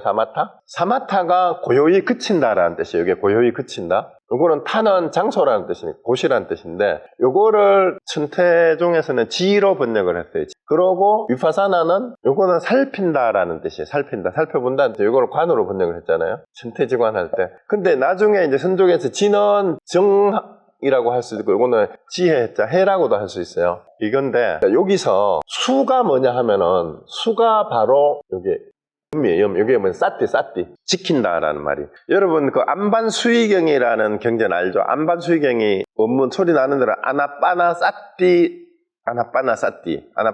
수트라예요. 안반수의 할 때 안반수의경에 요 지킨 숫자를 썼어요. 그 사띠를 한자로 처음 번역할 때 수의로 번역을 했어요.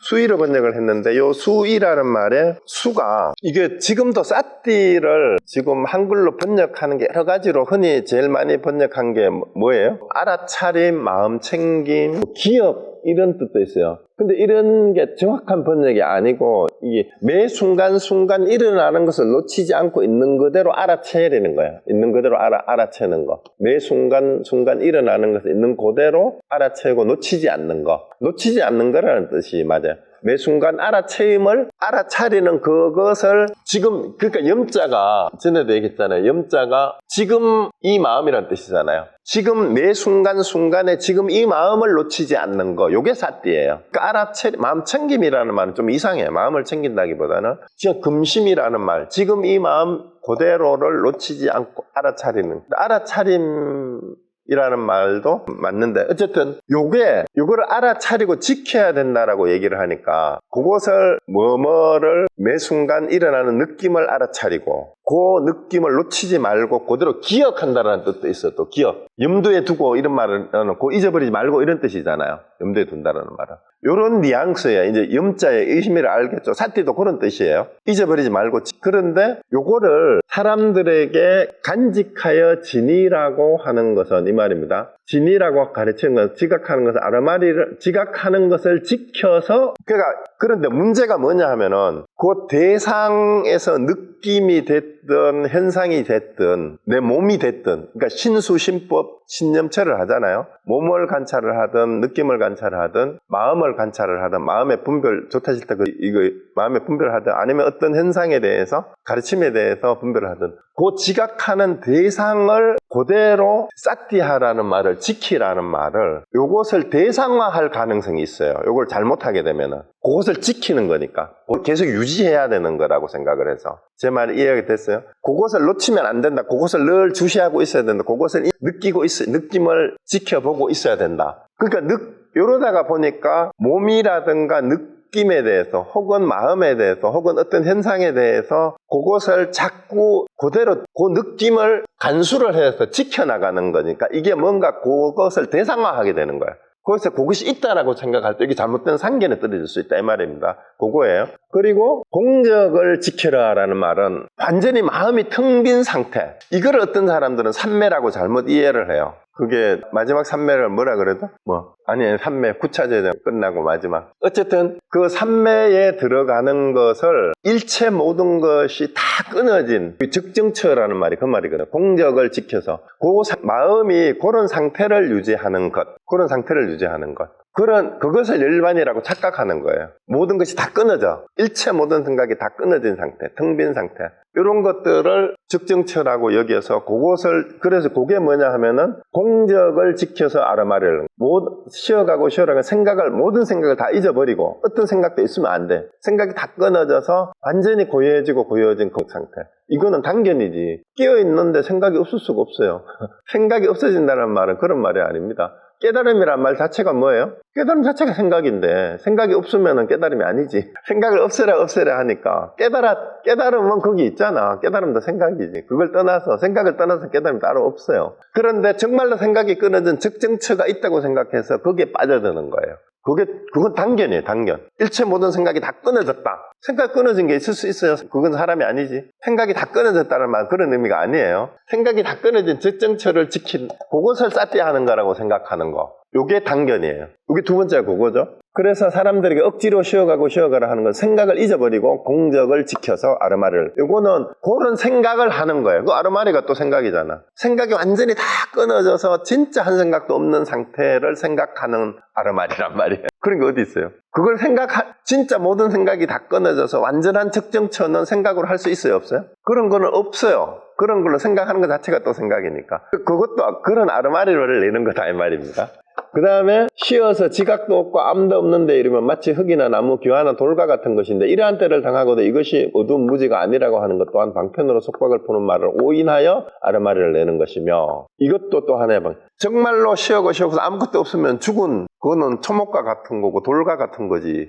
아무런 감정도 없는 상태 이거를 얘기하는 게 아니다. 이것도 잘못된 아르마리다. 그 다음에 사람들에게 인연 따라 비춰봐라 가르치고 거친 감각이 나타나지 말게 하라 가르치고 총루정식을 인식하는 아르마리를 내는 것이다. 이거는 뭐냐 하면 우리가 사티를 한다면서 그 다음에 수념처를 하면서 거친 감각과 미세한 감각 이런 거를 지금 나누어요. 위파사나 하는 사람들이. 그래서 거친 감각을 떠나서 거친 감각이 빠져들지 말고 미세망념을 제대로 살펴야 된다 이렇게 자꾸 얘기를 하면서 미세망념도 놓치면 안 된다 이렇게 얘기를 하는데 일단 거친 감각이 나타나지 말게 하라 이렇게 얘기하는 것은 뭐하고 똑같으냐 하면 총루정식에 대해서 인식하는 아르마리만 총루정식이란 말은 시체 해골이라는 뜻이에요. 해골. 그러니까 총루정식이란 말을 썼을 때 이게 총루란 말은 무슨 얘기냐 하면 죽은 사람은 감각이 있어요 없어요? 감각이 없는데 이거는 깨어있지 못한 의식이라 깨어있지 못한 의식 그럼 깨달음이 없는 죽은 사람과 같은 그런 의식을 총루가 그러니까 그냥 감정에 얽매인 의식과 감정인데 이것은 제대로 된 깨어있는 의식이 아니고 그냥 죽은 사람의 감정과 같이 제대로 된 감각이 없는 거를 바로 총루 감정이라 그래요. 그래서 이거는 거친 감정만 떨쳐버리고 거친 감정이 나타나지 않게 하고 그때마다 때마다 그런 감각이 일어나는 것을 일어나지 않도록 요거를 쉬면은 된다라고 얘기를 하는 것은 우리 인생살이에서 모든 감각이 센시티브하게 살아나야지, 감각이 무뎌지는 것이 이거는 죽는 거하고 똑같은 거다 이 말이에요. 그래서 미세한 의식이 마치 인식하는 것을 제대로 된 공부를 하는 거라고 생각하는 것은 총무정식을 인식하도록 하는 아르마리를 내는 것과 같다, 이런 의미로 이걸 이해하면 돼요. 그 다음에 또 사람들에게 다만 놓아보고 자유롭게 맡겨서 마음이 생기고 생각이 움직이는 것을 관여하지 말라. 생각이 일어나고 멸하는 것에는 본래 실체가 없다. 만일 집착하여 실체라 한다면 곧 생사의 마음이 생긴다고 가르치는 것은 곧 자연의 실체를 지켜서 구경법으로 삼는 아르마리를 내는 것이다.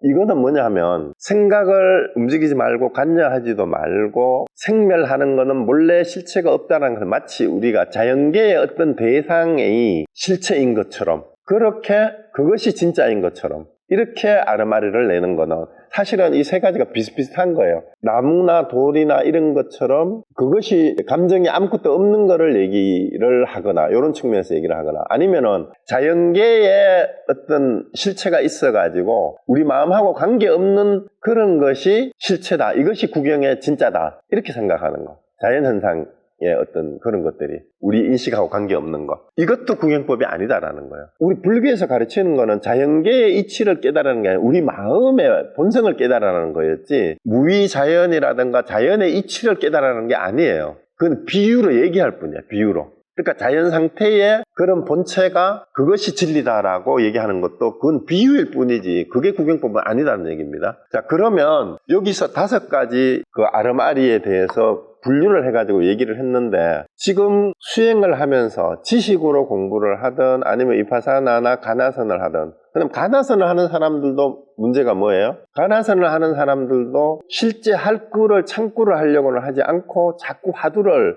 알기만 아는 거야. 시신만은 어떤 하두는 누가 얘기했고 어떤 하두는 누가 얘기했고 이런 거를 얘기하는 걸로는 아무 소용이 없다 이 말입니다. 만법기일 하두는 조조스님이 얘기했고 뭐 시신마 하두를 누가 처음 얘기했는데 이거는 어디에서 나온 거다, 이런 거를 논문을 써도 아무 소용이 없어요. 그런 거 제발 하지 말아라 이 말입니다. 그래서 그 다음에 여기서 위파사나 하면서 중요한 거는, 위파사나가 제가 가나산하고 다르지 않다고 얘기했잖아요. 화두를 들 때 어떻게 들어야 되느냐 하면은, 고요히 생각을 그치는다라는 말은 딴 생각이 있으면 화두를 들 수 있어요, 없어요? 숨산 화두를 들었으면 어째서 제가 숨산같이 크다고 하셨나 거기에만 다른 생각은 그치고, 그 자리에서 어째서 제가 숨산같이 크셨나 하는 그 뜻을 살피면 그게 간화하는 거예요. 말을 살피는 거잖아. 그러면 내려놔라 했을 때 한 물건도 가지고 오지 않았을 때는 어떻습니까? 했는데 내려놔라 했단 말이에요. 그러면은 다른 생각을, 지식을 가지고 오지 말고, 그게 사마타예요. 고요히 그친다라는 말은 지식 같은 거 가지고 오지 말고 다른 생각 하지 말고 한 물건도 가지고 오지 않았을 때는 어떻습니까? 했는데 내려놔라 하는 거기에만 집중을 해서 그 뜻이 뭔지를 살피면 되는 거예요.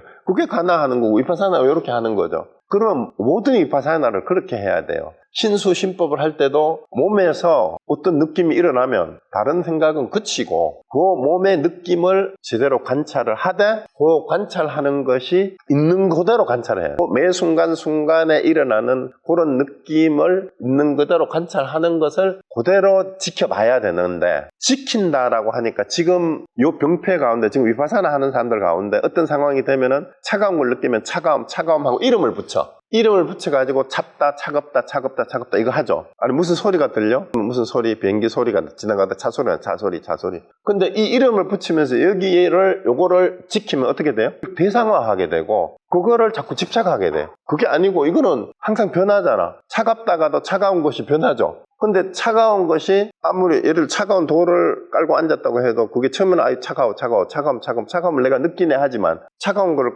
깔고 앉아서 계속 오래 있으면 어떻게 돼요? 차가움이 점점 없어지잖아. 근데 계속 차가움을 지키고 있는 거하고 똑같은 거다 이 말이야. 계속 차가움 하고 있으면 안 되겠어요? 그걸 지키라는 게 아니다 이 말이에요. 그럼 매 순간 변화하잖아. 온도가 차가운 것이 엉덩이에 열에 따뜻해지면은 차가운 곳이 점점 따뜻해지는 매 순간 그것을 느껴야 돼요. 그걸 알아차려야 돼요. 그게 되겠어요? 그런데 그걸 이름 붙여가지고 차가움 하고 있다가 보면은 이름을 붙이고 억지로 쉬어가고 아니면은 뭐예요? 눈앞에 지각하는 것을 지켜서 눈앞에 내가 몸으로 지각하는 걸 그거를 고수해가지고 차가운 건 차가운 거고 계속 이런 식으로 가버리게 된다 이 말입니다. 차가움이라는 건 실제로 있어요 없어요? 그 순간에 내가 느끼는 것일 뿐이고 그건 변하면은 차가운 거는 그 차가운 거에 비하면 따뜻한 게 돼버리잖아. 그래서 그런 건 없어요 원래. 그래서 요런 싸띠 하는 거예요. 지금 여기 지킨다라는 말은. 싸띠도 잘못하면 안 된다. 여기 잘못된 싸띠가 5가지가 나온 거예요. 잘못된 싸띠가. 여러분 혹시 위파사나 하는 중에 싸띠 하는 중에 내가 하고 있는 싸띠가 이렇게 하는 게 혹시 없는지를 한번 살펴보셔야 돼요. 그거는 대종고 스님의 서장에 비추어서 보면은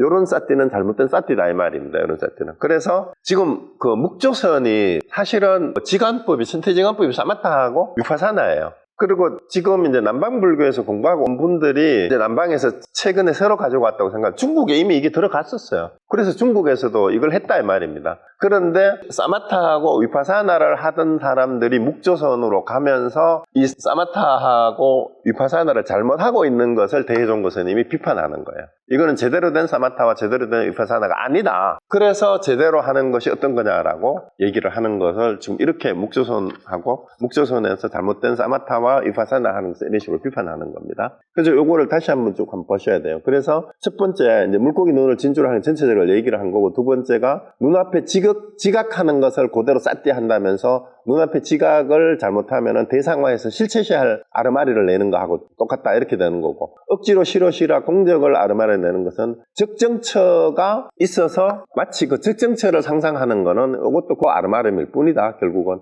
그 다음에 반대로 적정처를 다른 식으로 마치 목석과 같이 이런 식으로 생각하는 것은 이것도 또 무지다 이 말이에요. 이거는 마음의 감정이 동요되기 없이 하라는 비유로 얘기한 것을 잘못 오인을 한 거다. 그 다음에 거친 감각은 일어나지 않게 하는 것은 자칫 잘못하면은 제대로 된 감각을 그때그때 인식하지 못하게 하는 촉루정식을 인식하게 하는 그런 것과 같다. 마치 시신처럼 감각을 죽이는 게 아니다 이 말입니다. 그러니까 우리 마음에 거친 마음이 일어나지 않도록 해라. 이것은 이제 그 말이 위파사나에 거친 마음은 다스려졌는데 미세한 마음이 아직도 가라앉지 않았다 이렇게 말하는 것은 방편으로 얘기한 건데, 마치 그 감각을 없애는 것이 그런 감정들을 억지로 죽이는 걸 얘기하는 게 아니다 이 말입니다.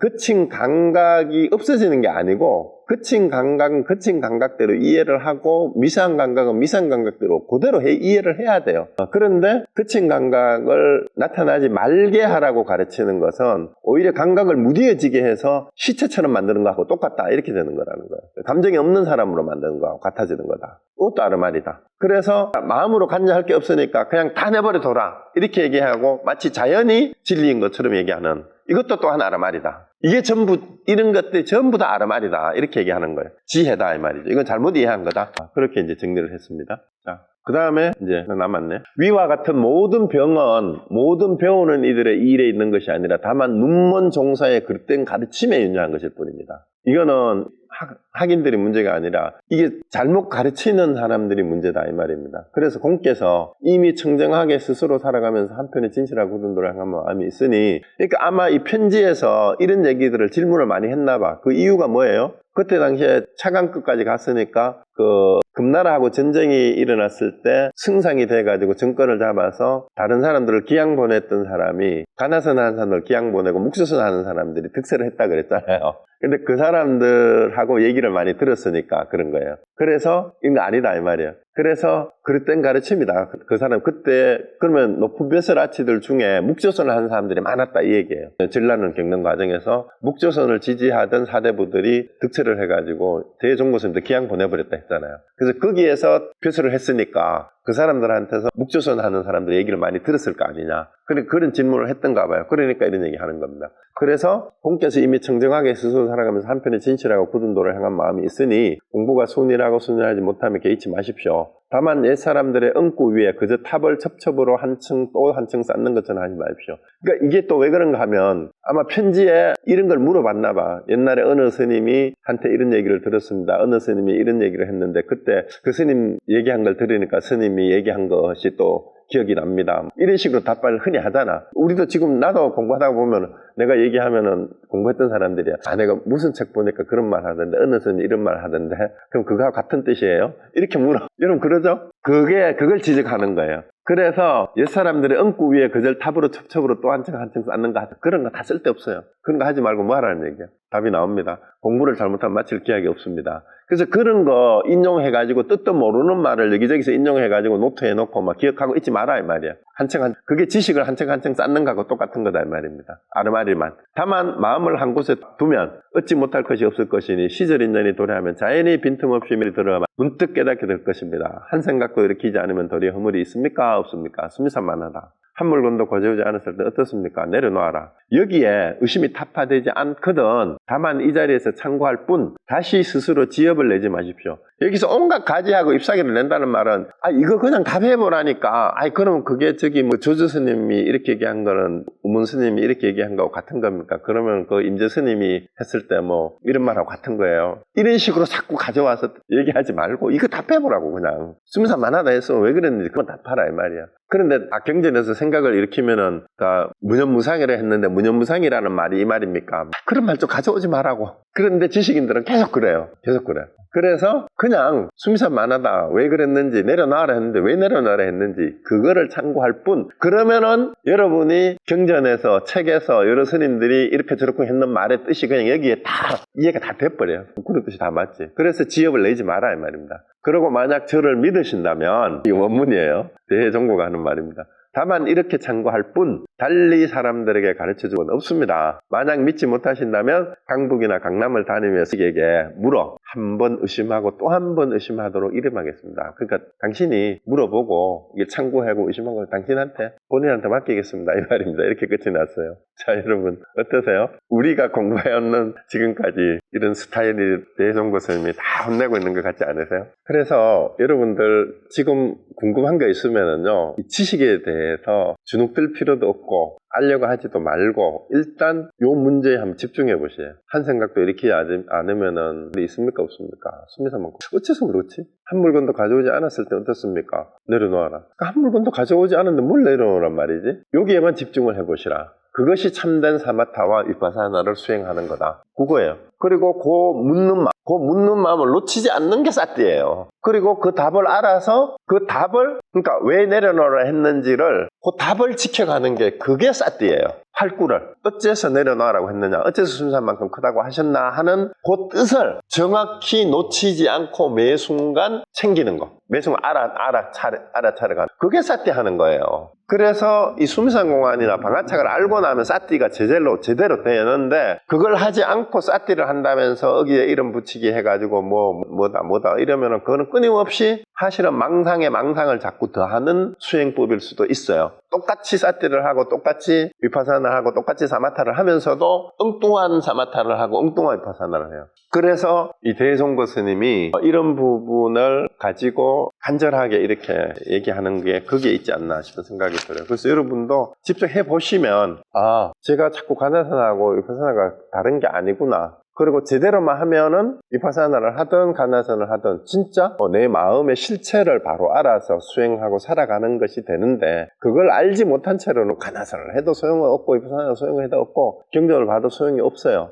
깨달음하고는 관계가 없다 이 말입니다. 그래서 여러분은 꼭 이거를 한번 해보세요. 이왕 시간을 내서 강의를 들으실 정도의 마음이 있다면 이 주말에 일요일 아침에 한국에서는 2시간씩이나 제 얘기를 듣고 있을 정도의 마음이라면, 이게 대종고 스님이 정신하게 얘기했듯이 본래 면목을 깨닫고자 하는 발언하는 마음이 여러분들한테 다 있어요. 그 마음이 있는 분이라면 답을 하십시오. 답을 다 하세요. 답을 해보시고 그냥 듣는 것만으로는 저하고 인연이 되지 않습니다. 네, 마치겠습니다. 답은 카톡이나 이메일로 하셔도 됩니다. 안내 다음 네네네. 이번 달은 여기 고려사 사정 때문에 첫째 셋째 주 했는데 다음 달 11월 달부터 다시 둘째 넷째 주 토요일로 하고요. 한국은 둘째 넷째 일요일 되겠네요. 그리고 시간은 아마 우리 11월 달이 되면은 여기 미국은 캘리포니아는 그 일광 절약 시간 그 썸머타임이 해제가 돼서 여기서 3시에 해도 한국 시간 8시가 될 겁니다. 그래서 미국은 다시 3시로 하고 한국은 그대로 11월 달 되면 8시로 아침 8시로 그냥 보시면 될 것 같아요. 그럼 다음 달 11월 달? 10월 달 둘째 주에 뵙겠습니다.